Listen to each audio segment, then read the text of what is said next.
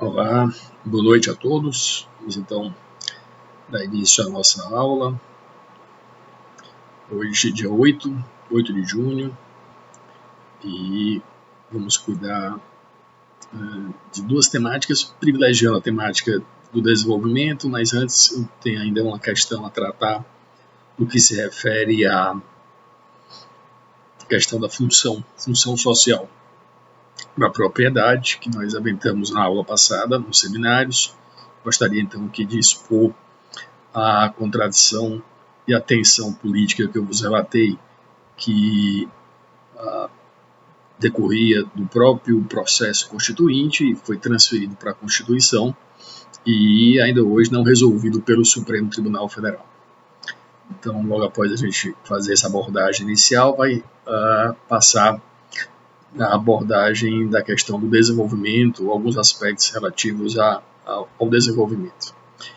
Muito bem, o que eu havia vos comentado era a contradição que há na Constituição Federal ao abordar a função social, especificamente da propriedade rural. Como é sabido, alguns grupos políticos se organizaram na Constituinte e lutaram por seus interesses, e isso levou a um grande acordo de, em verdade, refletir esses interesses contraditórios e divergentes no texto constitucional, com forma de impedir que esse impasse e essa disputa política comprometesse a própria realização dos trabalhos constituintes, o seu encerramento e a promulgação da nova Constituição. Bom, mas no que consiste essa contradição? Aqui nós temos 3 artigos da Constituição que abordam propriedade rural. No primeiro deles, o artigo 184, é disposto de forma clara que é competência da União desapropriar por interesse social, para fins de reforma agrária, o imóvel rural que não esteja cumprindo a sua função social. Então, a União pode fazer isso, pode desapropriar por interesse social o imóvel rural que não atenda à sua função social. É evidente que se exige prévia e justa indenização em títulos da dívida agrária e benfeitorias em dinheiro. Bom, então, o primeiro ponto a se destacar é isso. É possível que ocorra essa desapropriação desde que o imóvel não cumpra com a sua função social. Pois bem, no intuito de melhor reger a matéria, se define agora no artigo 186 no que consiste a função social dos imóveis rurais. O artigo 186, portanto, o anterior era o artigo 184, no artigo 186 é disposto que a função social ela é cumprida quando a propriedade rural atende de forma simultânea, portanto conjunta,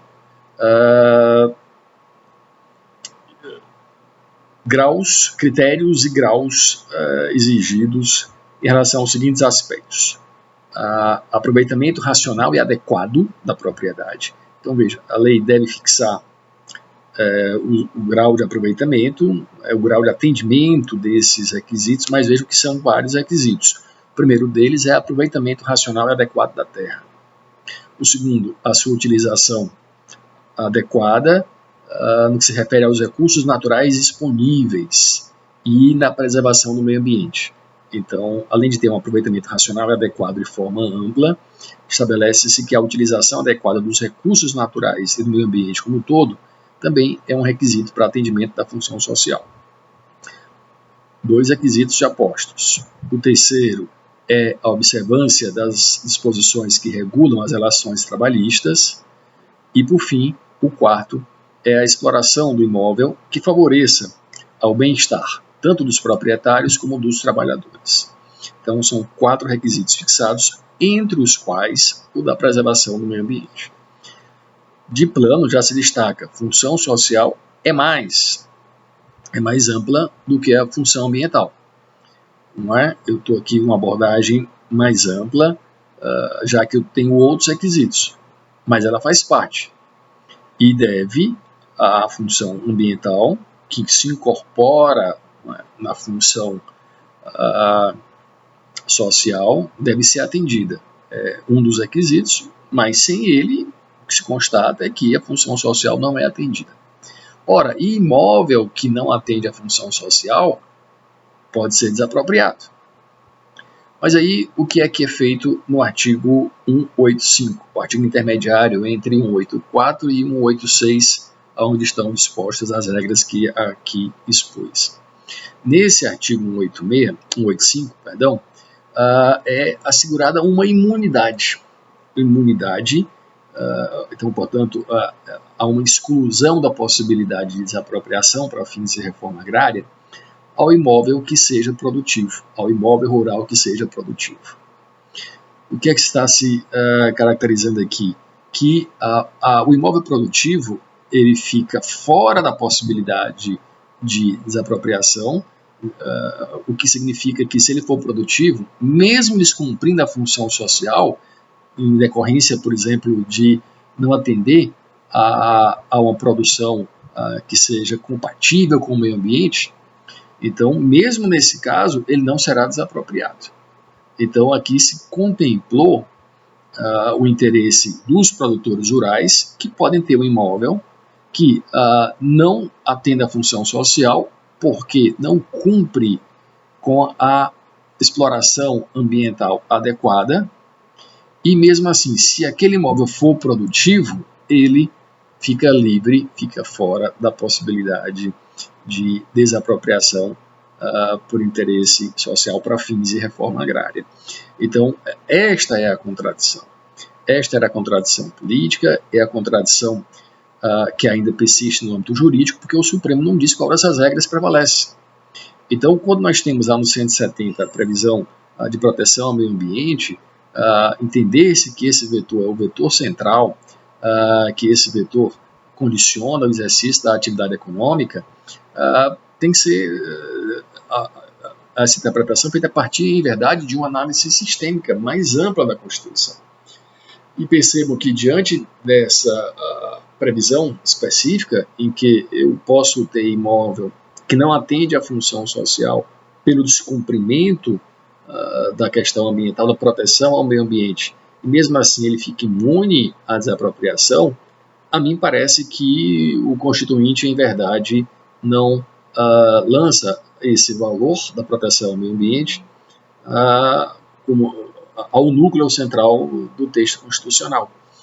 Não se pode dizer que a proteção ao meio ambiente seja, me parece, o núcleo central do exercício da atividade econômica. Então, isso é patente diante desse conflito entre os artigos 184, 185 e 186 da Constituição. Bom, passados tantos anos da Constituinte, o Supremo nunca se posicionou a respeito da matéria? Olha, não, nunca se posicionou. Em verdade, a matéria foi tratada de forma paralela na discussão acerca da constitucionalidade de uma medida provisória que buscava definir como crime, portanto, criminalizar a invasão de terras potencialmente destinadas à reforma agrária. Então, é sabido que, em certo período histórico recente, as invasões de propriedades rurais eram frequentes, e uma das formas de reagir a esse fato, isso ainda foi no governo FHC, faz um bom tempo, foi editada uma medida provisória, e o objetivo era dizer, olha, aquelas áreas que forem invadidas, elas não poderão mais ser desapropriadas.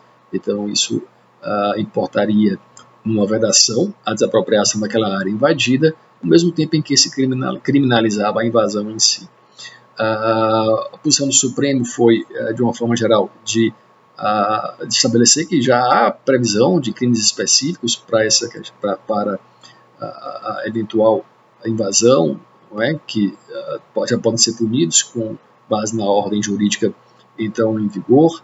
E no que se refere à proibição de desapropriação, então, como efeito da invasão, o Supremo fixou um marco, fixou uma data, dizendo o seguinte: olha, se a invasão se der antes da vistoria prévia que é feita para avaliar o imóvel, ato administrativo do INCRA, que antecede a desapropriação, antecede o decreto de desapropriação, então se for antes, por que impede a vistoria, a desapropriação da área não mais se fará.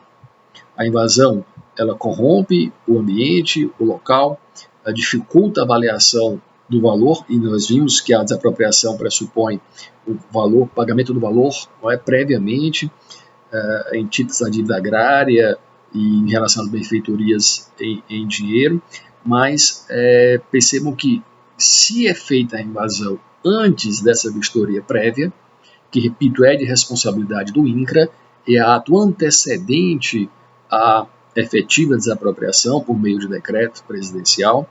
Então, se isso é feito antes, estaria impedida a desapropriação. Mas, se feita posteriormente, depois da vistoria do INCRA, não seria razoável manter a proibição que a medida provisória estipulava, e ela não fazia distinção de aspecto temporal.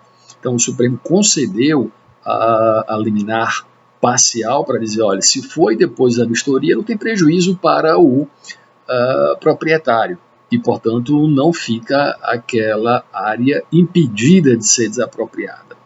Então, foi essa a posição. Mas aonde entra o debate do conflito aqui narrado?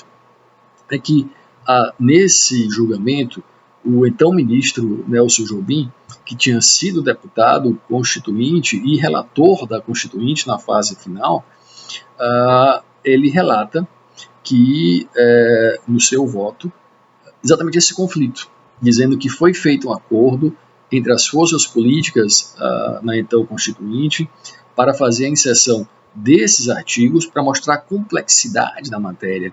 A questão não envolvia de forma direta a caracterização da função social, ou não envolvia a questão de que um artigo diz que a propriedade que não atende à função social deve ser desapropriada, e ao mesmo tempo narra o que é atender à função social e abre espaço para que a terra produtiva, mesmo que descumprindo a função social em seus diversos aspectos, como o ambiental, em qualquer deles, porque o descumprimento de um já leva ao não atendimento da função social. Então, mesmo nesse caso, ela fica imune com o acordo que foi feito. Então, a questão foi só citada para demonstrar o imbróglio político transformado em jurídico e não resolvido ainda, nem à época da votação, nem atualmente. De lá para cá também não se tocou mais no assunto, continua a dúvida, persiste ainda o impasse jurídico decorrente da transferência do debate político para a Constituição. E o próprio relator, então, assim narrou no seu voto.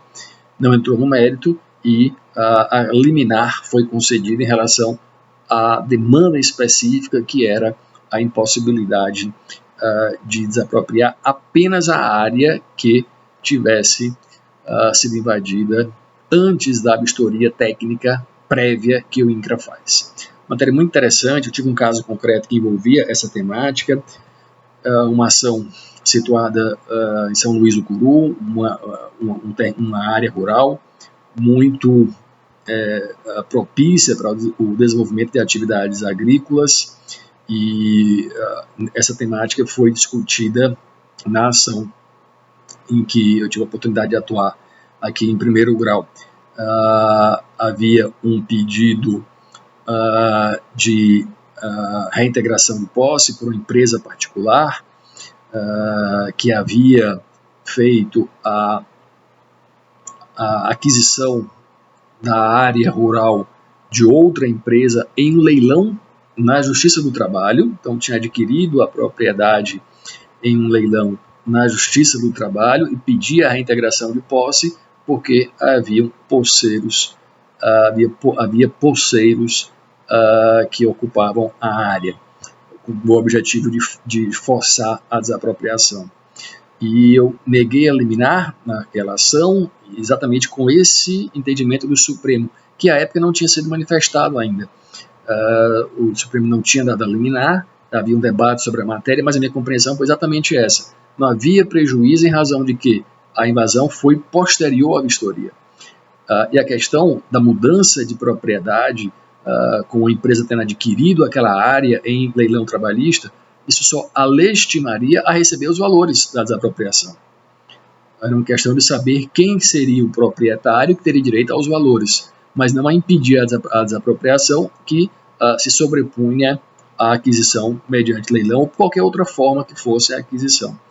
E aí foi dado um liminar aqui, na verdade foi negada a liminar de reintegração de posse à empresa privada adquirente. O tribunal reformou a minha decisão e mandou que fosse o imóvel reintegrado na posse da empresa particular, mas antes disso, movimentos sociais entraram com uma ação no Supremo, levaram material ao Supremo, o STJ entendeu que a matéria tinha fundo constitucional e foi para o Supremo Tribunal Federal, e aí foi dado uma liminar restabelecendo a minha liminar. A compreensão era nesse sentido, antes da consolidação desse atendimento no próprio Supremo. E aí prevaleceu a ideia de que é o marco temporal o fator determinante. Se a vistoria não tinha sido feita, não há por que deixar de fazer essa desapropriação. Foi muito interessante o processo, que eu tive a oportunidade de fazer uma vistoria, fui até a fazenda, e estava de fato ocupada por trabalhadores rurais, que depois efetivamente tiveram a posse e posterior propriedade que se consolidou com a desapropriação que foi de fato realizada. É uma temática muito interessante que demonstra todo esse embate que há em torno da função social e da sua caracterização. A importância de definir isso com clareza, o que é a função social, a função ambiental, a função ecológica.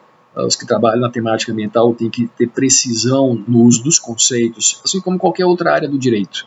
Mas nessa que cresce de importância e que ainda há muito debate por ser realizado na consolidação dessas normas e diante de contextos que muitas vezes são de retrocesso, importa usar os conceitos com precisão e com muita propriedade em cada caso. Então, era essa a polêmica que eu queria vos detalhar, que, como já vos disse, foi até objeto de um artigo defendido, de uma exposição defendida no Congresso Brasileiro de Ciência Política, celebrado em Recife naquela oportunidade. Muito bem, vamos falar então agora da questão do desenvolvimento. Abordagem do desenvolvimento, que é uma temática que está posta no nosso conteúdo programático e que será objeto também dos seminários na segunda-feira, hoje, dia 8. Vejam, em relação a essa temática, um dos pontos importantes a serem discutidos é a questão do direito e desenvolvimento. Alguns interessados, eu já encaminhei um conjunto de referências bibliográficas sobre a temática específica de direito e desenvolvimento. Já abordamos um pouco também quando destacamos a noção de instituições, de Douglas North, o impacto que elas têm, o impacto que o direito tem como instituição na questão do desenvolvimento, como indutor, é o que decorre também da abordagem de direito e economia, que trata a questão do direito como um elemento que induz, que motiva condutas e pode incentivar ou desincentivar desenvolvimento econômico. Mas antes disso, uma abordagem que é central, importantíssima. O que se toma por desenvolvimento? Qual o conceito próprio de desenvolvimento? A fim de que sejam firmados parâmetros mais exatos acerca desse contexto. Falasse em desenvolvimento, qual a perspectiva que se deve tomar? Um debate intenso sobre essa matéria, o que é que significa desenvolvimento, que não é novo. Observem que Schumpeter, ainda no começo do século XIX, ao longo da primeira década do século XIX, tratava o desenvolvimento como mudança da vida, mudanças econômicas que decorriam no próprio sistema, que não eram externas. Era o conceito que Schumpeter usava. Diversos outros autores também abordam a temática. Schumpeter apontava no seu livro clássico, Teoria do Desenvolvimento Econômico, destacava que não era contínuo o desenvolvimento, era sujeito a avanços e retrocessos, era um processo de crescimento continuado, que se demonstrou muito verdadeiro.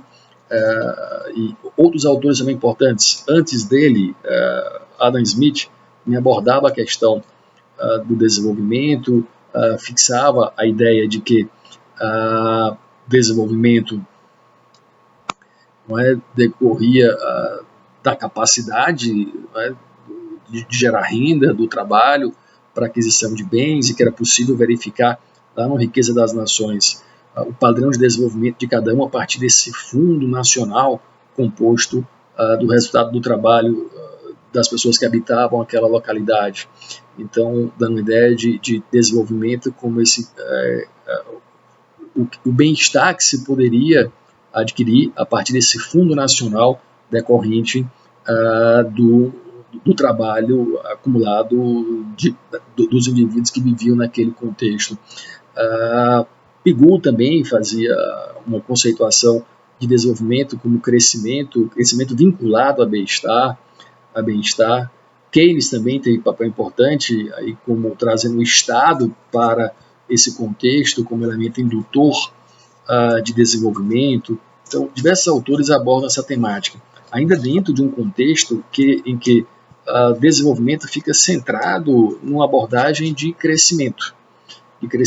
Todos o que aqui abordamos, como outros autores ainda, agora no contexto mais da América Latina, temos Celso Furtado, Raul Prebisch, que também é um autor vinculado à CEPAL, Paul Baran também é um outro autor que aborda a questão do desenvolvimento, ainda na perspectiva de crescimento, mas com visão original, porque abordavam a questão do desenvolvimento e do subdesenvolvimento, por que algumas nações não alcançavam os patamares das outras, e apontavam aspectos interessantes, como a teoria da dependência, aspectos estruturais de cada um desses países eram elementos que dificultavam e criavam relações de dependência com outras nações mais desenvolvidas, que atravancavam a possibilidade de desenvolvimento, mas sempre percebam numa perspectiva de desenvolvimento tomado como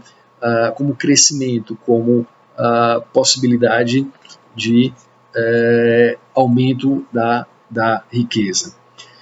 Mas aí nós passamos a ter, a partir da segunda metade do século XX, diversos movimentos reflexivos de uma nova realidade, propondo que a questão do desenvolvimento seja abordada a partir de outros parâmetros, que não se vinculassem de forma específica ao crescimento econômico. Aspectos ambientais deveriam interferir, aspectos institucionais, como funcionam as instituições, participação popular, igualdade de gênero. Então, esses aspectos todos passaram a ser abordados e tomados como elementos que eram essenciais no contexto da abordagem do desenvolvimento, não focando de forma exclusiva, específica, em elementos de crescimento. Há um autor que tem um texto que não é muito grande, um pequeno livro chamado Capitalismo 3.0, chama-se Peter Barnes. E Peter Barnes traz uma abordagem bem interessante do que seria esse capitalismo 3.0. Ele destaca que é preciso que seja reconhecido que nós não estamos sozinhos como seres humanos no nosso planeta, que precisamos ser mais humildes, que o capitalismo tem um lado negativo na sua feição tradicional, que produz pobreza, poluição, desespero e doença. Isso precisa ser corrigido, evitar que haja uma modificação de rumos. Daí a ideia de um capitalismo 3.0 que seja diferenciado em relação a esses aspectos. Destaca que ao invés de concentrar-se nos sintomas. É preciso mudar o próprio capitalismo que os produz.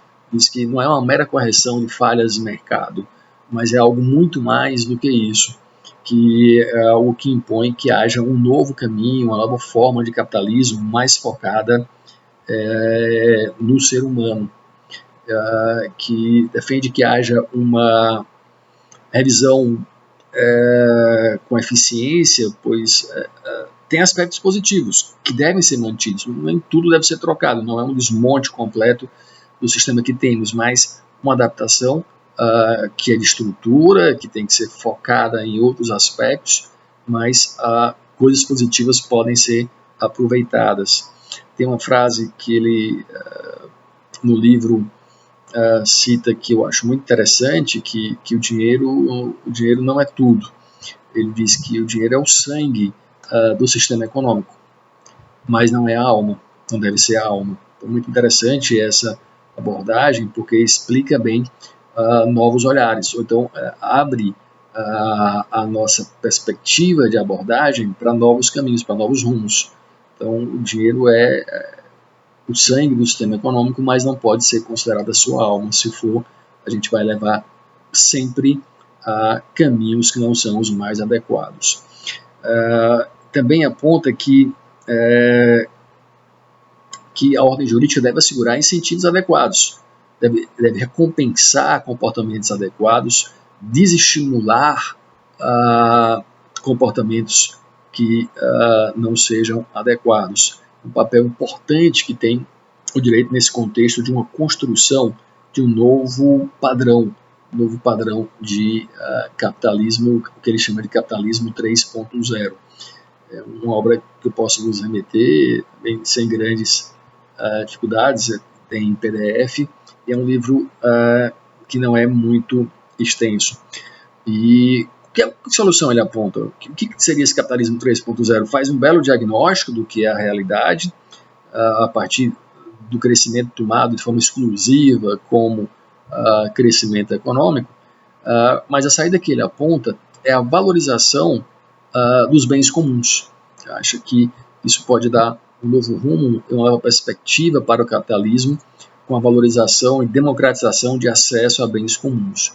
É a saída que Peter Barnes aponta com muita precisão. Mas olha, ele não é o único que traz novas visões ou novas propostas acerca do que é que se deve entender por desenvolvimento atualmente. Nós temos autores como Amartya Sen, a indicação de leitura liberdade como desenvolvimento, ou desenvolvimento como liberdade, e que ele aponta aspectos que devem levar à caracterização de desenvolvimento, um novo conceito de desenvolvimento. Então, a gente vai já abordar um pouco mais o que é esse contexto, mas essa reflexão do Amartya Sen não é solitária. Outros autores também têm proposto um novo caminho. Muhammad Yunus também é um autor que tem essa perspectiva diferenciada. Então, qual o contexto que nós temos atualmente? É um abandono progressivo da visualização da noção de desenvolvimento apenas em aspectos de crescimento. Então, nós temos alguns índices que permitem aferir padrões de desenvolvimento diferenciados que fogem a essa lógica apenas do crescimento econômico, e essa a tônica que tem seguido o desenvolvimento de maneira mais recente. Bom, mas especificamente em relação ao Amartya Sen, desenvolvimento tomado como liberdade. O que é que isso significa? É que nós temos que ter meios de efetivação das liberdades, liberdades que são inerentes ao ser humano. Então, tratar desenvolvimento, aferir desenvolvimento, significa verificar como essas liberdades inerentes ao ser humano estão, de fato, aquinhoadas. Uma sociedade desenvolvida é aquela sociedade que permite ou que contemple essas diversas liberdades que são inerentes ao ser humano. Então, é essa a proposta do livro Desenvolvimento como Liberdade. Então, desenvolvida, repito, seria aquela sociedade em que essas diversas liberdades, ele aponta 5 aspectos diferenciados, ou liberdades, que estariam contempladas. E percebam que isso vai muito além de uma noção, uma visualização puramente de crescimento. Destaque no início que essas liberdades elas são instrumento e ao mesmo tempo fim. Então, uma perspectiva de liberdades instrumentais para a realização de fins específicos. Então, isso abre uma perspectiva procedimental, mas de conteúdo também. Nós temos, ao mesmo tempo, liberdades tomadas como instrumentos para a realização de fins, que são a efetiva caracterização desse contexto de realização do ser humano. Bom, Amartya Sen, num primeiro momento, destaca as chamadas liberdades políticas. Então, são 5 padrões diferenciados que devem estar contemplados em uma sociedade para que ela se considere desenvolvida.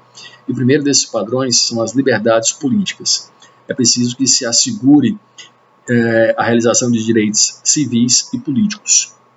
Então, a sociedade desenvolvida é aquela sociedade em que os indivíduos tenham assegurados as liberdades civis e políticas.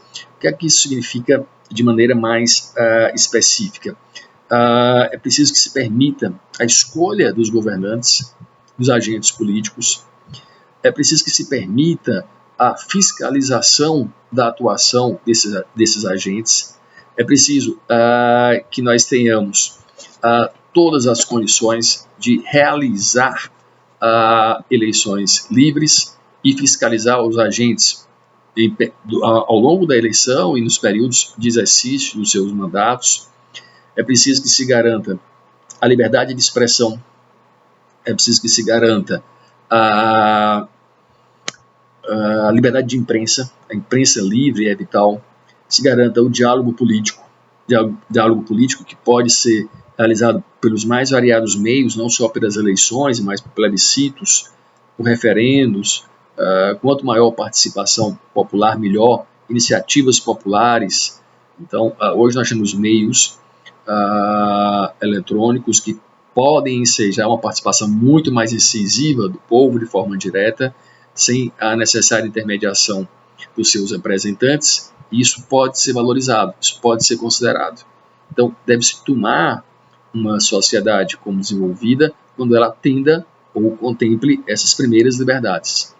E a gente pode fazer uma reflexão: qual é o nosso contexto atual? Hoje a gente vive, a mim parece, num contexto em que algumas dessas liberdades não estão bem definidas, ou em verdade parece-me que tem havido um certo retrocesso na concretização dessas liberdades civis e políticas. O amplo direito de fiscalizar, que se vê cada vez mais a restrição a informações, a falta de transparência, que tem causado reações das instituições. Também a liberdade de expressão tem sido desvirtuada, e é preciso que haja um melhor dimensionamento do que é a liberdade de expressão de posições, inclusive políticas. A imprensa livre, a imprensa tem estado sob ataque constante.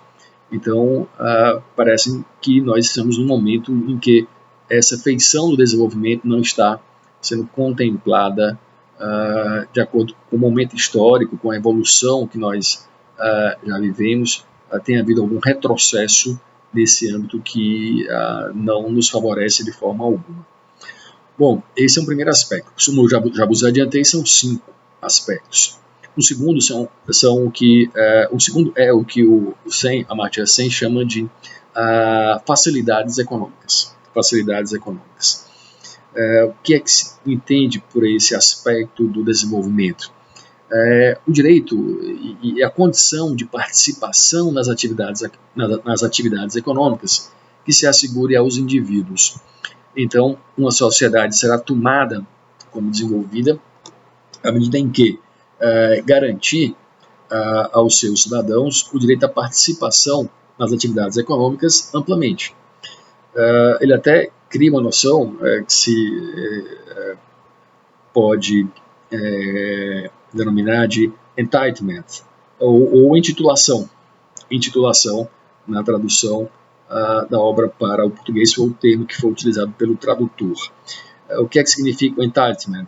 É a condição de titularidade de bens. Como reflexo dessa participação nas atividades econômicas, aos indivíduos garante-se, em tese, pelo menos, a capacidade de titulação, de serem proprietários, nos mais variados aspectos e dos mais variados bens. Então, essa capacidade de titularização seria um indicativo dessas facilidades econômicas. Então, quando alguém está em condição em que não consegue manter a sua subsistência, disse que é um baixo entitlement por parte daquela pessoa, uma baixa capacidade de titularização. E seria medida de desenvolvimento a condição, a capacidade de ser proprietário adequada, que pelo menos garanta a todos a condição mínima de subsistência. Então, quanto maior seja a capacidade de adquirir bens, maior será o desenvolvimento de uma sociedade. Então, isso é a possibilidade de ter acesso aos bens. Isso hoje passa muito por diversos aspectos que têm sido considerados. O acesso a crédito é fundamental. Vejam que a capacidade de adquirir bens ela pode ser incentivada, de participação na atividade econômica pode ser induzida. Então, um bom sistema financeiro que contemple experiências que permitam capacitar as pessoas mais carentes para conseguirem intitular-se de bens é fundamental. Iniciativas como as que tem feito o Banco do Nordeste, de microcrédito individual ou coletivo, são diversas experiências fantásticas de microcrédito, em que o crédito amigo, por exemplo, em que 4 pessoas assumem créditos de montante R$800, R$1.000, R$2.000, recebem um cartão a fim de que possam usar esses recursos, são solidariamente responsáveis, inadimplência quase zero, porque ninguém quer prejudicar o outro. E então são empreendedores de pequena monta que conseguem, a partir dali, se desenvolver e crescer e gerar renda e conseguir se manter, ter capacidade de titularidade, não é? De ter condição de ter propriedade de bens alimentícios, por exemplo. Então, a função do crédito ela é vital. E aí entra o papel do Estado como indutor dessas capacidades. É um elemento central importantíssimo. Microempresário individual, que é uma política pública de acesso à renda. Então, é vital que assim ocorra, que eles tenham essa capacidade, que o governo induza essa capacidade de aquisição de bens, de acesso às propriedades, porque isso é vital no contexto de desenvolvimento. Repito que sociedade desenvolvida é aquela em que haja uma ampla capacidade de aquisição de bens. Não todo mundo seja rico, não é esse o padrão. A lógica não é essa, nem no critério de puro crescimento. Vejo que nos aspectos ou nas fases históricas em que tivemos maior crescimento, não houve repartição incisiva. O período militar do nosso milagre econômico não foi um período marcado pela repartição, mas pelo mero crescimento. Isso não nos interessa, no contexto de solidariedade é crescer e repartir, crescer e ampliar as capacidades de propriedade de cada uma das pessoas. Então, a fim de garantir pelo menos o mínimo. Esse aqui é, de fato, o desenvolvimento no plano econômico. Não é? É uma das vertentes que se define na obra do Amartya Sen. Então, é importante que se atente para essa característica dessa segunda feição de liberdade, a liberdade que deve ser assegurada. É muito importante. Bom, sigamos na matéria. Uma terceira é a chamada, ou são as chamadas oportunidades sociais, as liberdades sociais. O que é liberdade social? É assegurar uma vida melhor, é ter saúde, ter educação, ter cultura. A reflexão sobre esse tipo de desenvolvimento, ou esse viés do desenvolvimento, é muito interessante porque a gente vive um momento de uma pandemia em que é fundamental que decorram desse momento reflexões. As pessoas estão precisando de auxílio, de apoio do Estado, estão tendo. Como é que tem sido o acesso à saúde? Então, se uma perspectiva do desenvolvimento é assegurar de forma inequívoca ao maior número possível de pessoas o acesso a oportunidades sociais, a ter uma vida melhor, ter uma saúde melhor, uma educação melhor e cultura, então esse é um dos bons momentos para se aferir como é que tem sido a resposta do Estado em relação a esses aspectos. No que se refere ao acesso à saúde, esse é um dos pontos centrais. Nós temos em tese um sistema muito interessante, que é o SUS, que é universal e que garante a todos, portanto, o direito à saúde, que tem muitas falhas, mas lembrem sempre, poucos países têm um sistema universal de saúde como o nosso.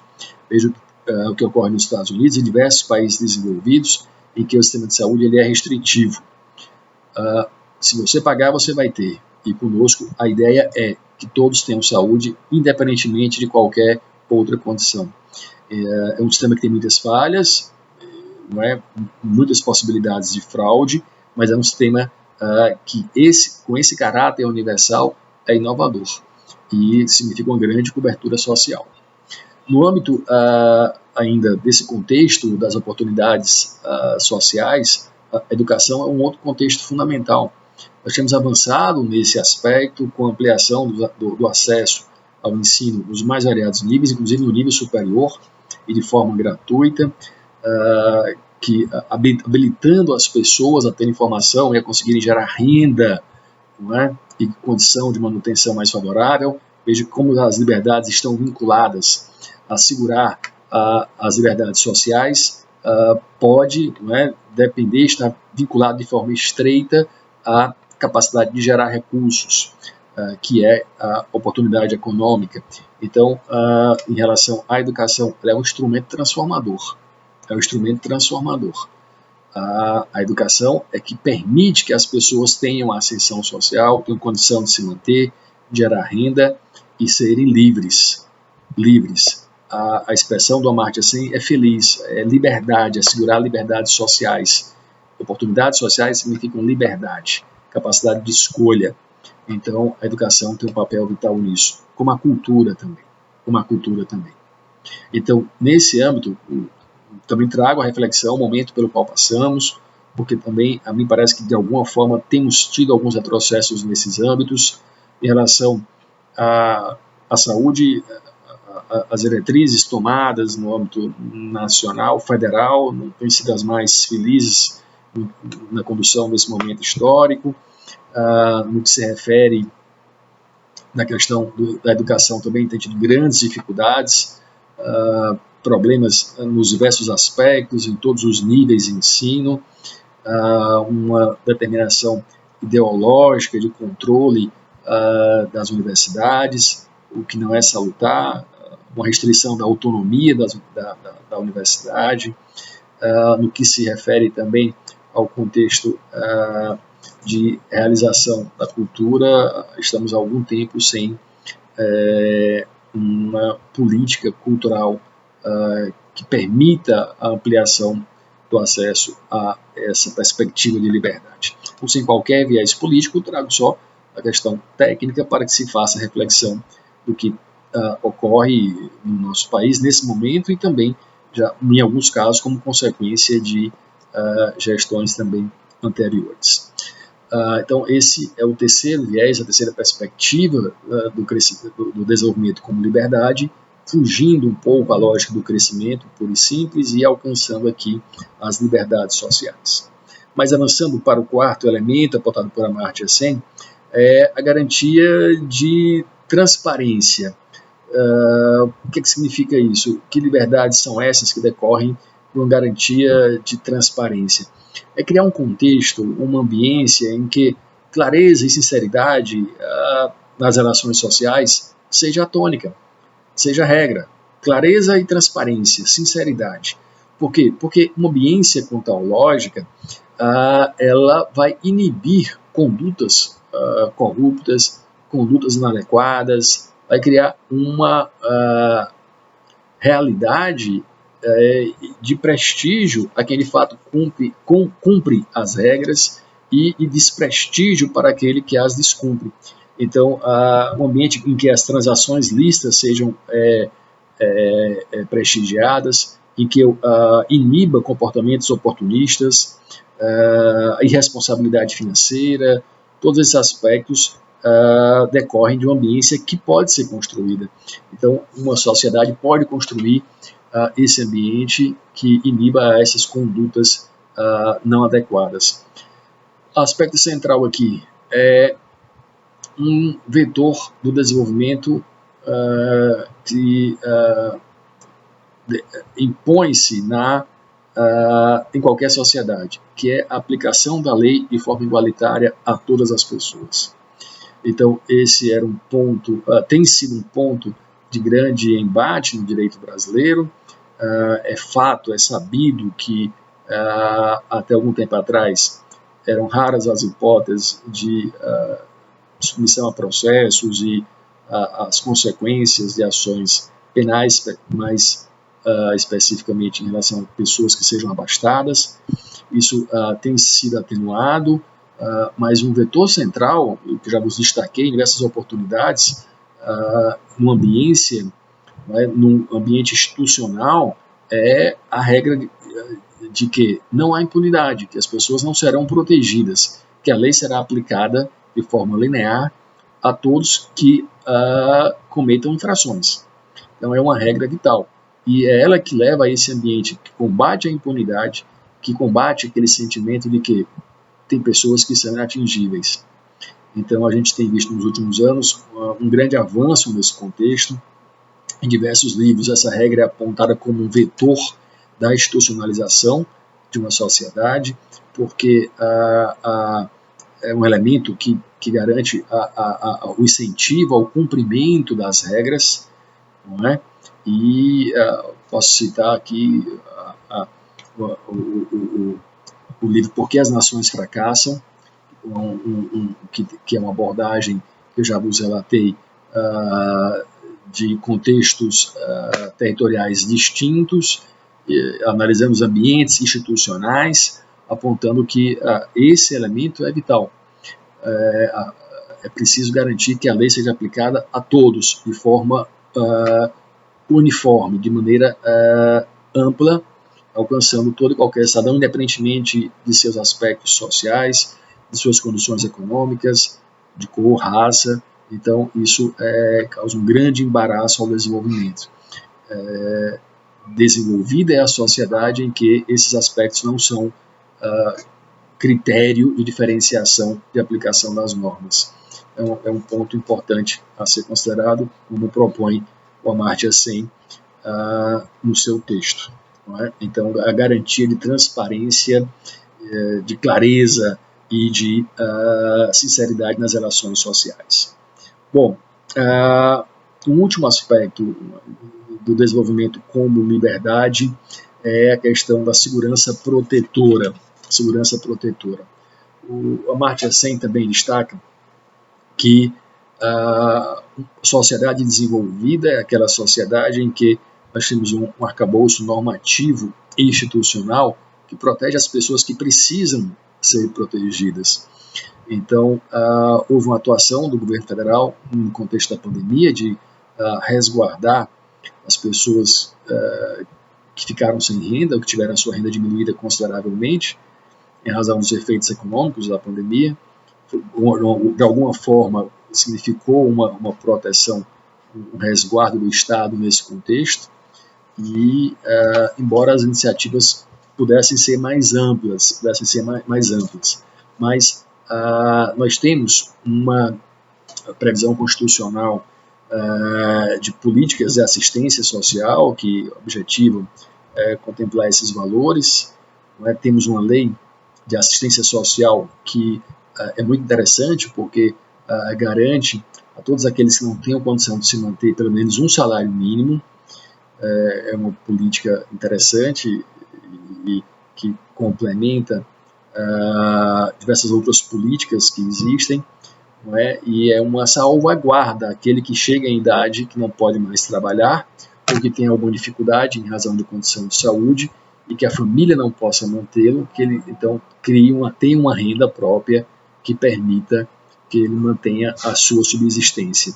Então é de fato uma proteção nesse contexto que cita o Amartya Sen.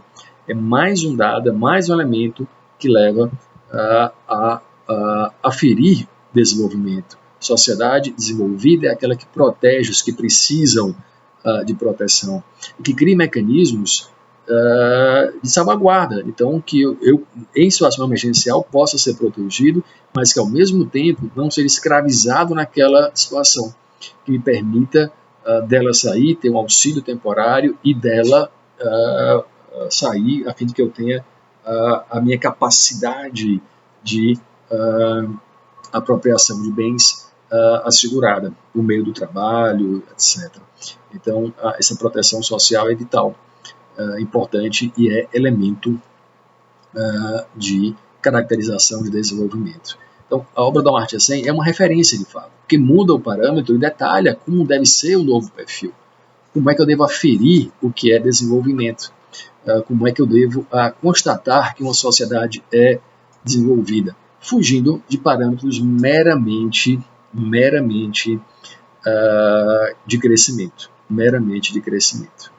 Então, são considerações bem interessantes.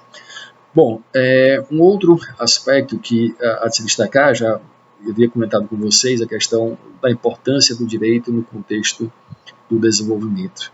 Direito e desenvolvimento é uma disciplina autônoma, uma área de pesquisa que tem crescido consideravelmente, que busca, de maneira efetiva, visualizar como as instituições podem ser instituições e organizações podem ser elemento de desenvolvimento. A perspectiva é ampla, eu posso analisar na ótica de crescimento e devo analisar na ótica do crescimento, na perspectiva narrada aqui, decorrente da obra do Amartya Sen. Como as instituições têm levado à efetiva realização do desenvolvimento, como elas têm permitido, de forma clara, a concretização do desenvolvimento nessa perspectiva que seja mais ampla do que a perspectiva puramente de crescimento. Então, é uma vertente de estudos bem interessante e, como eu já vos disse, aos que me procuraram, eu passei uma série de textos, indicações de texto que abordam especificamente a matéria. Como também falamos em aula já anterior, na questão do bypass institucional, modos de realização das atividades estatais por caminhos não originais, e indiquei o livro da professora Mariana como obra referência no contexto do bypass institucional. Então, é outra obra que complementa a abordagem do direito e desenvolvimento, ao lado das diversas outras que eu já vos destaquei. Então, vejam, esse é o conteúdo dessa aula de hoje, do dia 8 de junho. Vamos fazer o nosso seminário logo mais, e a abordagem então, está em torno da tônica do desenvolvimento, com vertentes diferenciadas, são 3 os seminaristas, e nos encontraremos então logo mais. Então, mais uma vez eu agradeço a atenção de todos vocês e os espero nos seminários logo mais. Então, até então mais tarde. Muito obrigado, um abraço a todos.